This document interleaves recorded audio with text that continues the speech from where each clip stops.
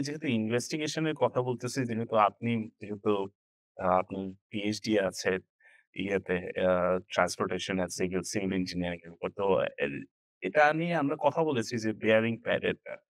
তো bearing pad এর একটা সলিউশন বের করছে বাংলাদেশের গভর্নমেন্ট। আচ্ছা, এটা আচ্ছা। যদি ভিডিওটা আমরা একটু দেখি আগে তাহলে একটু আইডিয়া হবে। এটা আপনার জন্য একটু সারপ্রাইজিং ভিডিও হইতে পারে। মেবি আপনি জীবনে এটা দেখেন নাই। আমার কাছে না আমি সারপ্রাইজিং আমি ছিল। অ অ এই যে নিজ এক্সপার্ট সেটা বলব না। আমি হয়তো দেখি তাও সিভিল ইঞ্জিনিয়ার হিসেবে তো একটা সিভিল আইডিয়া ইঞ্জিনিয়ার মানে মানে ইটস হালকা আ কেস নলেজ আছে। স্টাডি। কেস স্টাডি হচ্ছে।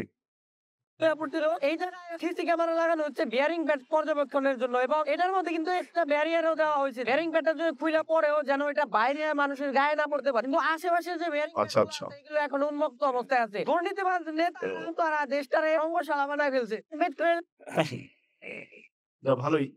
এটাতে দেখা যাচ্ছে যে অনেকগুলো সিসিটিভি ইয়ে। তবে এটার পেছনে কারণ আছে নিশ্চয়ই। কারণটা হচ্ছে যে তারা হয়তো ট্র্যাক করবেন, মনিটর করবেন। তো আমার ধারণা এই সফটওয়্যার গুলা ভিডিও মনিটরিং নিশ্চয়ই কোন সিস্টেম ওনারা ব্যবহার করছেন। এমন কোন ধরনের সফটওয়্যার ইউস করছেন হয়তো যেটা রিয়াল টাইম এ এই ভিডিও থেকে ট্র্যাক কি তাদের নির্দিষ্ট সীমার চাইতে বড় হয়ে যাচ্ছে কিনা এটা তারা হয়তো নির্ধারণ করতে পারে। পরিমাপ করতে পারে এবং একই সাথে তখন তারা হয়তো এলার্টও পাঠাইতে পারে যে কারো ফোনে একটা টেক্সট চলে যাবে বা কারো কাছে ইমেইল চলে যাবে। এই ধরনের সফটওয়্যারও আছে। তো আমি জানি না ওই ধরনের ক্যামেরা দিয়ে সফটওয়্যার বসানো কিনা যদি সেটা হয়ে থাকে তাহলে হয়তো এখন এটা কাজ করবে হয়তো। আরেকটা বিষয় যেটা যে আ আ তুমি হয়তো বলছিলাম যে শুধুমাত্র এই পিলারটা কেন? তো এই পিলারটা আমার মনে হয় তারা যেমন এর আগের বার যখন বিএন ব্যাট পড়ে গেছে, তখন কিন্তু হুম, তারা একটা বা কি বলে? একটা ইভালুয়েশন করছিল সবগুলা পিয়ার। আ তো তখন তারা নিশ্চয়ই কিছু পিয়ারকে তারা আইডেন্টিফাই করছে যেগুলোর অবস্থা খুব একটা ভালো না। বা আচ্ছা। সেই কারণে হয়তো এইটা হয়তো সবচেয়ে বেশি খারাপ এটা হইতে পারে।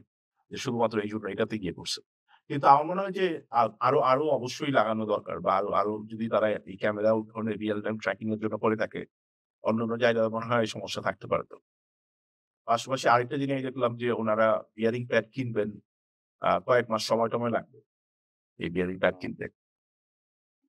বাট আমি আমি একটু মানে DIY পছন্দ করি তো। হুম, তো একটা পিলারে আমি আবার ডেটা নিয়ে অনেক কাজ করি। বাংলাদেশের মেট্রো রেলে প্রায় উম ২০০ কোটি ২০০ কোটি আচ্ছা, I'm just joking about it. But আমার কাছে মনে হয়েছে যে মানে এটা জাস্ট একটা বাংলাদেশের যে একটা পসিবল একটু আগে যেটা নিয়ে কথা বলতেছিলাম যে তদন্ত নিয়ে। তো হুম, তারা সবসময় দেখবে যে এফেক্টেড পিলার কোনটা। এখানে হুম, হুম। কিন্তু শত, শত হাজার পিলার আছে মেট্রো রেলে।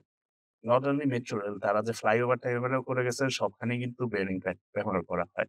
হুম, হুম। তো সেই ক্ষেত্রে আমি আমি আমি যেটা বলতেছি যে বাংলাদেশে ইনভেস্টিগেশন এর এতই মানে অ্যা কি বলবো? তো মানে লামসাম একটা ই ই ই ই ইনভেস্টিগেশন করে তারা। আচ্ছা, কারণ আচ্ছা। যে এফেক্টেড পিলারটাই হলো গিয়ে চারিদিকে ৪ টা ক্যামেরা মানে বসাইছে। যেখানে একটা খালি কিছু হইছে ও শুধুমাত্র হুম, ওইটাতেই নজর একটা জিনিসে। ওইটাই আর এই এর চেয়ে যে হুম। বড় সমস্যা আছে, বড় সমস্যাটাকে হয়তো দেখছেন না বা দেখলেও